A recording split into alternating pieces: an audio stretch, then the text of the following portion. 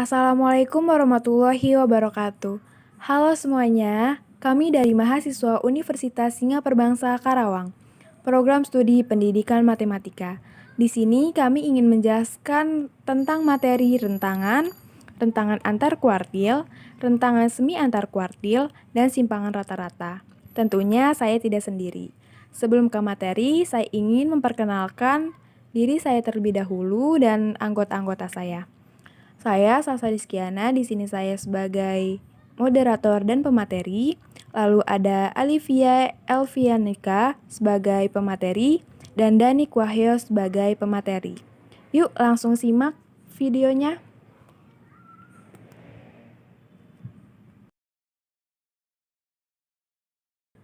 Simpangan, dispersi, dan variasi. Dapat disebut juga ukuran simpangan, ukuran dispersi, dan ukuran variasi. Kita telah mengetahui bahwa keadaan sekumpulan data kuantitatif dapat terlihat dari sebuah bilangan, baik berupa rata-rata, median, atau ukuran gejala memusat lainnya.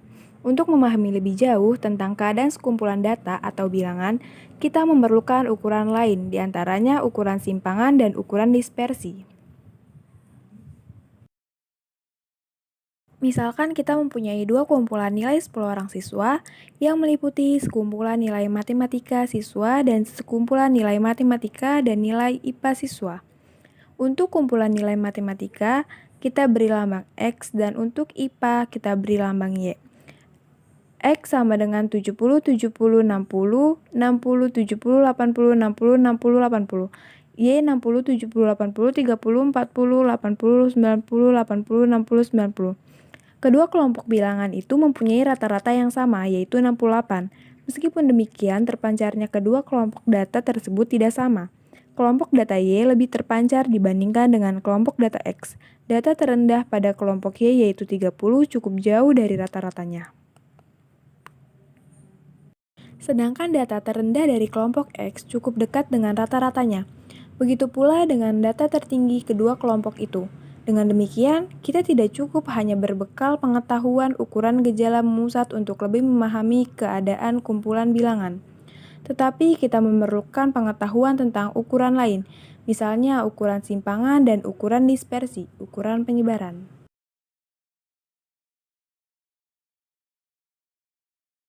Ukuran simpangan.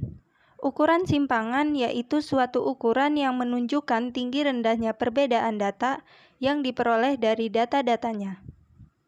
Ukuran simpangan menggambarkan bagaimana terpencarnya sekumpulan data kuantitatif bilangan.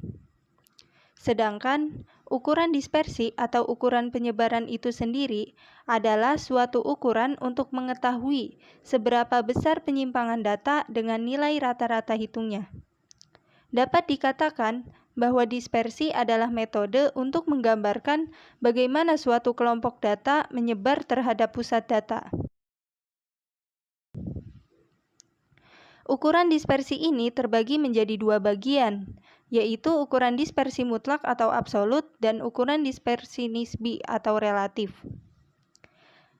Di sini kita akan membahas ukuran dispersi mutlak atau absolut, yang merupakan ukuran penyebaran yang memberikan gambaran seberapa besar data menyebar dari titik-titik pemusatan. Ukuran penyebaran meliputi rentangan atau rank, rentangan antar kuartil, rentangan semi antar kuartil, dan simpangan rata-rata.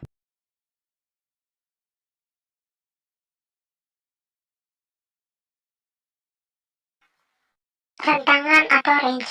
Dalam suatu kelompok data kuantitatif terdapat nilai data minimum dan nilai data maksimum. Jarak antara nilai data minimum dan nilai data maksimum disebut rentangan atau range. Rumusnya adalah data terbesar dikurangi data terkecil. Contoh soal. Pada kumpulan data X terdapat 30, 70, 70, 60, 60, 70, 80, 60, 60, 80. Data Y terdapat 60, 70, 80, 30, 40, 80, 90, 80, 60, 90. Rentangan untuk data X adalah 80 kurang 60 sama dengan 20. Dan rentangan untuk data Y adalah 90 dikurang 30 sama dengan 60. Antar kuartil atau yang biasa kita singkat RAK. Didefinisikan sebagai selisih antara kuartil ketiga atau kuartil atas Q3 dengan kuartil pertama atau kuartil bawah Q1. Rentangan antar kuartil RAK sama dengan Q3 dikurang Q1. Contoh soal, diketahui data seperti di bawah ini. K1 sama dengan 72,67, K3 sama dengan 82,47. Berapakah rentangan antar kuartilnya? Mari kita jawab. RAK sama dengan 82,47 dikurang 72,67 sama dengan 9,8. Maka kita dapat rentangan antar kuartilnya yaitu 9,8.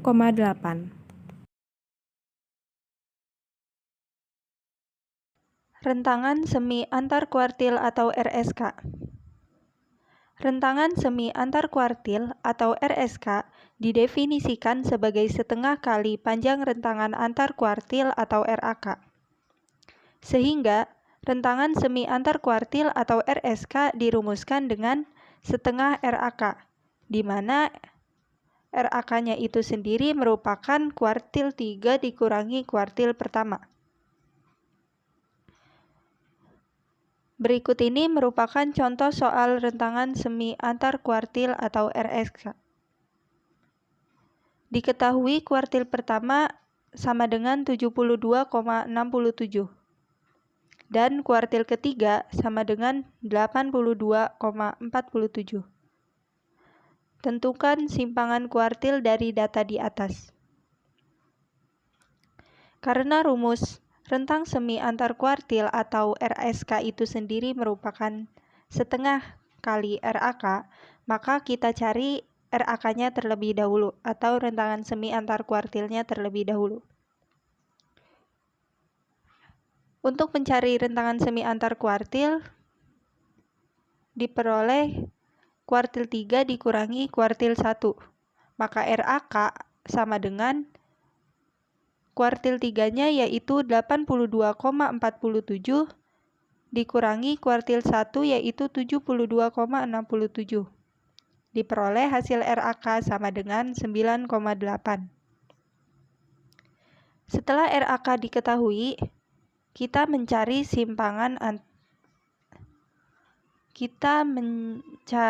rentang semi antar kuartil atau RSK yang dirumuskan dengan setengah kali RAK.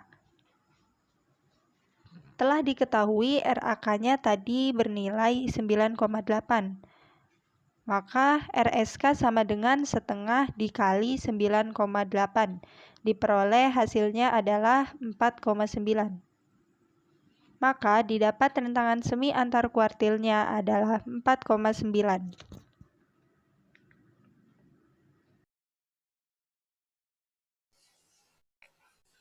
Harga median K2 sama dengan setengah dari 72,67 ditambah 82,47 sama dengan 77,57 plus minus 4,9. Artinya, 50% dari ujian statistika memperoleh nilai yang terletak dalam interval antara 72,67 sampai 82,47 atau 77,27 plus minus 4,9 sehingga dapat digambarkan sebagai gambar di samping.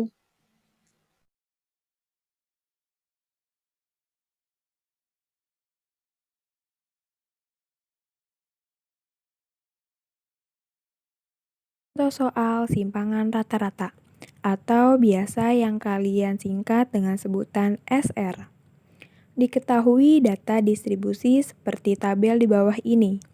Kalian bisa amati tabel yang berisi nilai, frekuensi, titik tengah, lalu kita mencari F kali X, terus mencari mutlak X, dan mencari F kali mutlak X.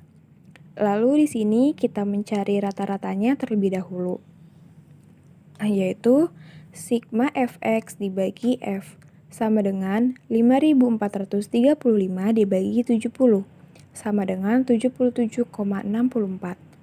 Lalu kita mencari simpangan rata-ratanya.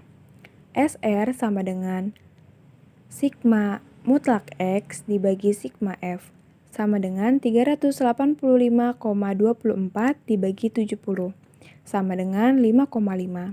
Maka rata-rata nilai statistika dari 70 mahasiswa sebesar 77,64. dengan simpangan, maaf itu salah nulis, maksudnya simpangan rata-rata bukan simpangan baku. Maka simpangan rata-ratanya sebesar 5,5.